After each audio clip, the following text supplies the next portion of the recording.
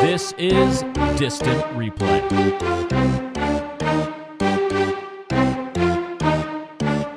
Welcome into another documentary recap edition of Distant Replay. I'm Ben George. He's Mike Noto. Today we're going and watching a really good three-part documentary called The Inside Story.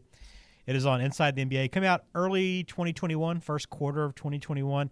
You can find it on HBO. You can also find it on, I think, TNT streaming site has it there as well, so you can watch it there as well. But it highlights the story of Inside the NBA, the very popular, iconic TNT show. So we're going to talk about episode 1 here, which focuses all on Ernie Johnson, the host. Today, Mike, welcome in. How's it going? It's going great, man. Hey, I like TV shows about TV, so I like this. Yeah, that's. I guess that's. I didn't think about that, but yeah, that's kind of where we are. We're watching a documentary on a TV show, so it's a very historic one too, Mike. I mean, I don't know when you started watching it. I don't think I realized how far it went back inside the NBA. Like, I guess I've just kind of been more aware of it in the maybe late 90s and then definitely 2000s because I think social media has amped up that show even more. But I don't think I remember how far back it went. Yeah, you know what I remember from the early days of the NBA on TNT is they're simple score bugs. So, like, if they go to Ernie Johnson in the studio, it would say, like, Milwaukee Bucks 50, Chicago Bulls 50, but it would all be in all white letters, and then under the score would be the TNT logo in red with like a white bar over it. Like, I just remember the simplicity of it. Yeah. You know, very clear, but very simple. And yeah, the NBA on TNT, I mean, geez, since we've been watching basketball, this has been a thing. It has. And and you know, more than anything, it's just because of the people that are on it. And an incredible crew is assembled here. And so they break it down by each contributor of the show. So as we know, Ernie Johnson, Kenny Smith, Charles Barkley, and then most recently Shaq added to the show. But when you go back, I mean, you know, this kind of takes us to the timeline of Ernie. And, you go back to his early career. He's working at TBS, doing some Brave stuff and kind of around. Did you remember who was his predecessor before the show aired and before you watched this? I know who Fred Hickman is. Did you realize he was the predecessor? I did not know. Yeah, No. I didn't either. Fred Hickman obviously has had a very long broadcasting career on all kind of networks, including ESPN, along with TBS. But, yeah, he was the guy that was there, the OG, as he calls himself, before handing it over to Ernie. And I think what's the most interesting about the show, Mike, as we kind of see, is just how they've taken so many chances and how really they kind of went against the grain in almost every decision they've made has been very opposite of what you would do putting a TV show together, which takes a lot of courage. Number one, I think it was much easier probably to do that in the late 80s than it would be, say, today, because I think you just be shunned off the stage. Like, if it didn't work right away, I think people would just dismiss you. But they had time to kind of work with it and just kind of tinker with it. And because of that, because of all the experimenting, they came up with this product that was so unique that really cannot be replicated. Yeah, and Ted Turner, as in many ways, been a visionary in a lot of parts of media and specifically sports media. And he looked at it as, hey, I need programming for my networks, so I'm going to let you guys be creative with this and see where it goes. And we have what we have now. Yeah, and it's a pretty special show. So some of the highlights, Mike, we can kind of go through this together. When he explained how everything came together was kind of cool, right? How they brought these guys in, and Kenny was there. Kenny was there from almost at the beginning. Like, those two guys held it down a long time before Charles came around. And again, something else I don't really think about. I think of the three of those guys more than anything. But there was a long time between those two on the set together, and they've had, I think, that just a great energy together and a great chemistry since the beginning, and that's why it works. I mean, I don't know. Kenny's a guy, which I think is funny because he was trying to continue to play when they're like, "Hey, man, you got a future here. You should stick to this," and it worked immediately. But those two guys together, man, that's the core for that show. They are, for sure. And if you've been watching basketball for a long time, I think you know that Barkley and Shaq are obviously really good, like we're going to get to here a little bit later. But it was at first it was Ernie and Kenny. It was Ernie and Reggie Theus at one point. Remember Reggie Theus? Mm-hmm. Yeah. Remember Hang Time, the show Hang Time? Yeah, no doubt. It was Reggie Theus was a big deal back then, but eventually goes to Ernie Johnson and Kenny Smith, and Ernie Johnson, his father. If you ever watched the Braves on TBS growing up, if you grew up in like the 80s, 90s, Ernie Johnson's father's voice. Even if you don't know, you know it. right? So that family name is Ernie Johnson Sr., Ernie Johnson Jr., just like hallmarks on the Atlanta broadcasting scene, They, they tell the story of Ernie Johnson coming on board, working like the Goodwill games at first, before he really, really found his niche working at the NBA.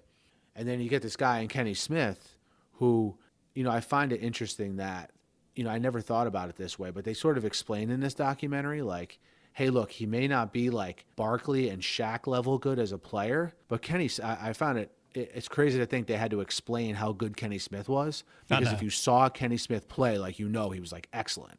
Yeah, that's what's surprising. Like, he had a really good career. Oh yeah. He especially like the slam dunk kind, like stuff you wouldn't associate with a guy of his size. But that's why he got the nickname the Jet, man. Had an incredible career.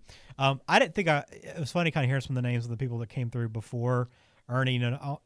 Hickman had it, but that first season, Sager tried his hand at hosting. Tim Brando, Hannah Storm, or just some of the names that were there. So they tried a little bit of everything before coming into Ernie, which worked out really well, which is kind of cool to hear that. But yeah, and Ben, real quick on that, you bring up a good point.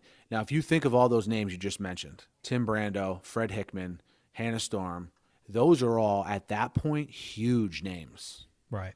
And Ernie Johnson, not as big of a name, but obviously ended up being the best fit for the job. Yeah, best fit, and he's become a big name since then. There are some great stories told throughout this documentary. So number one, if you like this show at all, you want to watch this documentary. There's some really good stories, some really good behind the scenes stuff, and just really some good explanation of how some of their bits and stuff have developed and have become part of the show. Now, one of the big moments, Dick Bavetta, that showdown with Charles Barkley, and they're explaining it here. I remember that was like very beginning of my ESPN career, your ESPN career. So I kind of remember that because we were working in sports at the time. Now, anybody that followed NBA would not have missed it because it went from a storyline on the show itself, because Barkley was making fun of Bavetta's age and how he gets up and down the court, how he should probably just go retire, and then became a bet on, I bet that he can't beat me in a race. And Bavetta even played along. Like, it was the perfect kind of chemistry. And I think that's part of what that show is already very established, but the fact that like that show could just become part of the NBA storyline on the court is what made it such a big deal. Yeah, and that was up at the point where we're at ESPN, and I thought to myself, like, man, we have great NBA people here, right? Yeah. But for some reason, like, we can't replicate what these guys have. And I think it's just because they let them be themselves, And they pretty much confirmed that in this documentary, which we'll get to here in a second. But yeah, that was an awesome, that's kind of a landmark moment. There's a lot of them with this show, but that's one of them that people, if you ask them about memorable moments from the NBA on TNT, that'll be like probably the first one they mention. And the best part is just because of how it finished, right? With both of them falling down, Barkley backpedaling, falling, and then Bavetta tripping and falling, trying to chase him down, and then them kissing at the end. Yeah. Which was like an iconic shot that I know everybody kind of talks about, and it's still, you can kind of picture that fresh in your head if you were there when it happened. But that one was really cool. So that was kind of part of it. Just the overall chemistry these guys have when they put them all together. I think that's what was so amazing to me, is like you bring a guy like Barkley on, and how much trust the people behind the scenes had to have in these guys.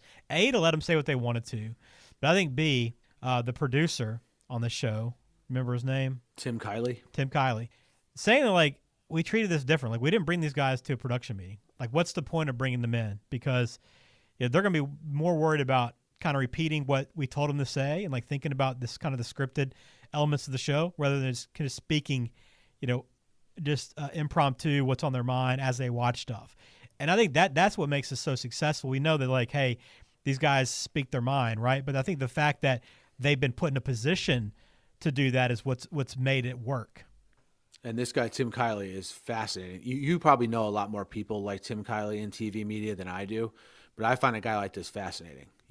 A guy that's willing to sort of break the mold, take a chance, which is not very commonplace in this industry. I think we both know that, and try to make something special. And he realized that, hey, look, we're going to have basketball players on here with personality, so we want them to talk basketball with a personality. We don't want it to be scripted. They told a story of Barkley asking Kenny Smith what he was going to say about a certain topic, and Kenny Smith looking at him like, what are you, new here? Like, you'll find out what I'm going to say when I say it. That's like the most genuine way to get a reaction.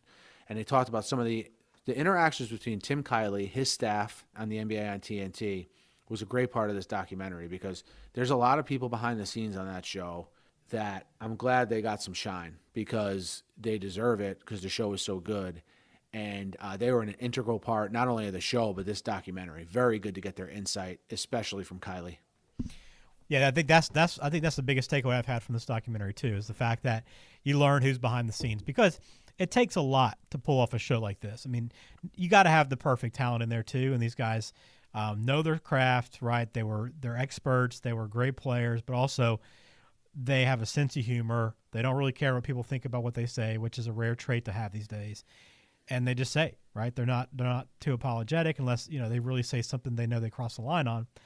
But you have to have guys behind them that put them in these correct positions, and then also play to their strengths, which this show has in spades. Like, there's so many different guys, and what's probably more amazing is the fact they've kept this team together for so long.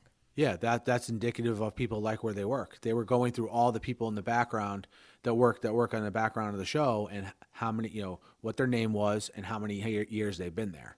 And I think that was intentional to show, like, hey, this is a great place to work, And look, we find out in this that a lot of the people that work behind the scenes on this show are former ESPN production people, okay? Mm-hmm. And most notably, Tim Kiley. Now, Ben, this is going to come off as a knock to ESPN, but we know people that work there. It's not a knock. I think it's pretty safe to say ESPN, since they got the NBA coverage, has been trying to replicate what the NBA on TNT has, okay? And I never knew that they had all the people that make that show special behind the scenes on the payroll at ESPN. Right. So from that perspective, that's a huge loss. And ESPN spent a lot of money trying to replicate what the NBA on TNT has. But the two things that they don't have are they don't let their talent say whatever they want, and they don't have the chemistry that these guys have. So I don't see how they're ever going to replicate it. Yeah, I don't think anybody truly can. You can find guys that are maybe similar, but I also don't think that you're going to find really anybody else like Barkley. I think Barkley, everybody plays their part, but Barkley's kind of the guy that, and we talked about him on the Dream Team and kind of how he became, the most popular, probably the most popular figure on that Dream Team, despite all the stars he was around, because of that personality, and that separates him, and it did. It does on this show too. You're just not going to find a guy like Barkley. I think you can kind of create a similar format, but you also have to be a lot looser. Like this show is kind of free to do what they want. I think a lot of that's because TBS is a little bit smaller. They have a good relationship with the NBA, and I don't know that I won't say have as much at stake. Like ESPN covers so many things that like one kind of misstep in basketball might affect like football. You know what I mean? Like you have to protect those things a little bit more. Yep. That's a fair point. Yeah, there's outside factors that influence like why the ESPN personalities can't kind of be themselves. You know what I mean? Right. I think a lot of it comes from the fact that these guys are so established, right? Yeah. So like, what does Barkley or Shaq care if they say something that gets taken the wrong way and they bear consequences? They have so much money. Who cares? Right. And then that's a big factor in the opinions you get in sports media is how secure is the person in their job to be able to say what they want to say. Mm-hmm. And then from Ernie Johnson and Kenny Smith's standpoint, they're like the elder statesmen. You know what I mean? They're like an institution pretty much, which is very rare these days in sports media. Yeah, no, it is. And that is a key part of it. Is they don't care. And Barkley said some stuff, and I don't, unless you watch the show every single night, you're going to miss something that he said along the way. Now, a lot of it gets headlines now because of social media, but he said some stuff that even I was like, wow, I can't believe he said this along the way. And they had a couple examples of that. And this one being the getting patted down by the security guard, came in with some cigarettes saying, I need a cigarette after what happened to me at security. But then also making the comment that this guy, you know what this guy said to me afterwards? It made it even worse. Is he said, I guess what they say is not true after all. And I was just like, holy cow. Like, can you imagine that ever coming out anywhere else? Stuff that everyone thinks is funny. You tell that to anyone, they're going to laugh. Right. But you get someone who's like a newer play-by-play, a newer analyst or a newer host, they're not going to say that. No. And they're told what to say, which is even worse. Right. Yeah, they know they're going to get punished. And a lot of that is too, like, it's got to be tough being, the talent person, HR, in that building, knowing you have to always be putting out fires, but to their credit, they've done a good job of like, well, we know some things are going to be said that aren't, but we'll back them up when needed. And if something comes out that we need to apologize for or whatever, then we'll address that when it's there. You have to have that part too. I mean, there's too many people in those positions that aren't going to take the chance because it makes their job so much tougher. Yeah, that's a great point. Yeah. Those are all great points. We're hitting on a lot of stuff that makes this show so unique. I really like the part, maybe because I don't know. I really like the part on Kenny Smith. I thought that was very eye-opening because I think out of all these guys, he's not as like, if you just have been following Shaq and Barkley, they've been very much out there their whole careers. But I thought the part on Kenny Smith was very interesting. And that's partly because I'm still fascinated by the fact that there are people who like are not really familiar with Kenny Smith. Right. I know we talked about that before, but the guy was a point guard at North Carolina. He was a point guard at Archbishop Malloy High School in New York, in Queens, which is like a very renowned parochial high school in New York because their coach is like a legendary coach, right? And I was going through. You want me to list some of the alumni from Archbishop Malloy High School in Queens? Yeah, let's hear this. Okay, this is going to shock you.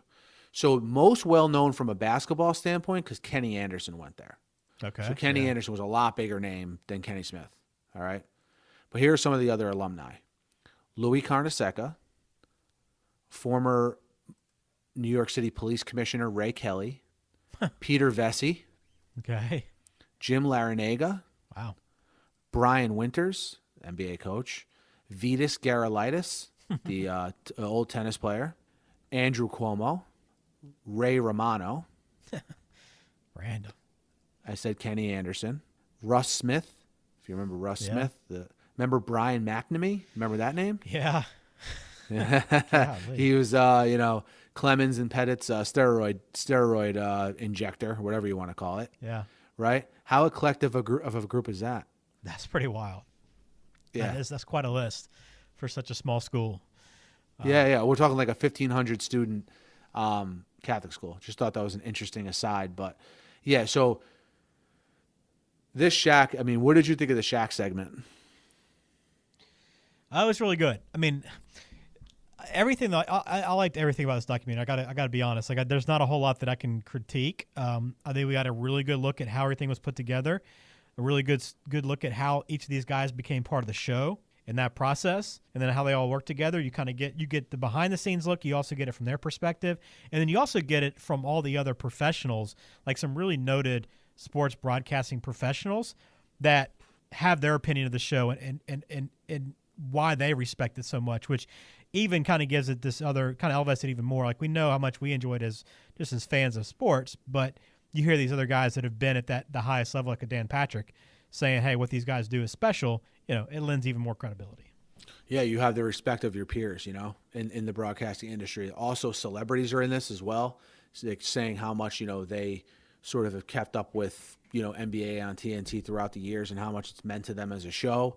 You got that perspective. I think it's very interesting that even someone like Shaq, like at first, wasn't really fitting the bill. And like there was people on the staff behind the scenes that were willing to tell him that, right? Yeah. Very intimidating, right?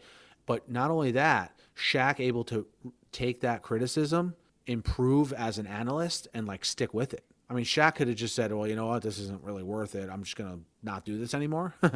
But give Shaq credit. He adjusted how he does things.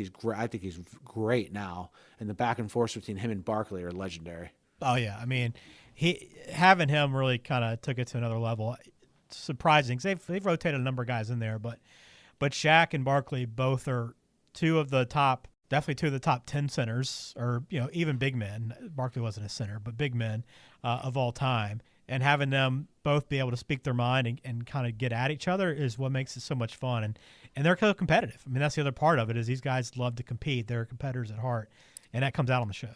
Yeah, and Shaq, you got to remember, like, I'm still fascinated that Shaq, like, wants to do a show like this. Right. Like, he's on a different level of stardom, celebrity, money than anyone else on the show by a mile.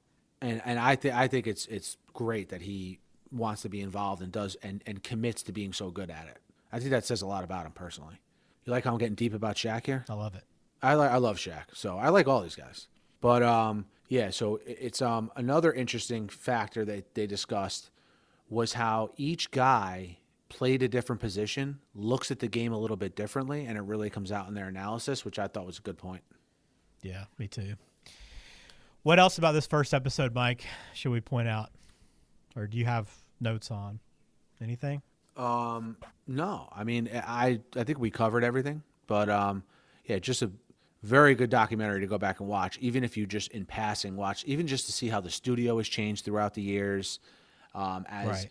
you know, the personalities have gotten bigger and more numerous. The set has gotten bigger and more numerous. You know, they were on like a conventional, like old school ESPN Sports Center setup at first. You know, Right. and to see what it's grown into now sort of shows what the show has grown into, and that's a pop culture phenomenon. Yeah, if you haven't seen this yet, again, it came out in March 2021. Put it on your list. We'll watch it. It's entertaining, and it really gets a good look at one of the great TV shows, especially sports shows that we will have maybe ever. Especially, TV's changing, media's changing with the advent of technology. So, this traditional studio show, maybe might go away for good eventually, but just to have these guys, it's really remarkable. There's some really good stories, a lot of funny scenes, a lot of humor on the show. So it's just an enjoyable documentary. Some of these documentaries we watch, Mike, are just really serious and some dark elements to it, and a lot of it's sometimes heartbreaking. So this is nice and refreshing. Yeah, you used the perfect word right there. Just like tuning into their show on, the nights it's on, and it's refreshing to hear these guys, this documentary was refreshing also. Yeah. Great way to put it. If you haven't watched it, there's 4 total episodes, one for each member of the show. So go through that, and you get a better feel of everything, and it's a lot of fun along the way. So, again, you can find it on HBO and TNT as well. Either one. I think it's TNT's website you'll have to find it on. You'll stream it there. But either way, it is on HBO. It's on HBO Max as well. Yeah. So you can find it a couple different places. But if you haven't watched it, put it on your list to watch. It's a lot of fun. Yeah, it's great. Be sure to catch this. Stay tuned for more doc reviews, true crime, and legendary moment look backs. And we couldn't do it without you guys. Until next time.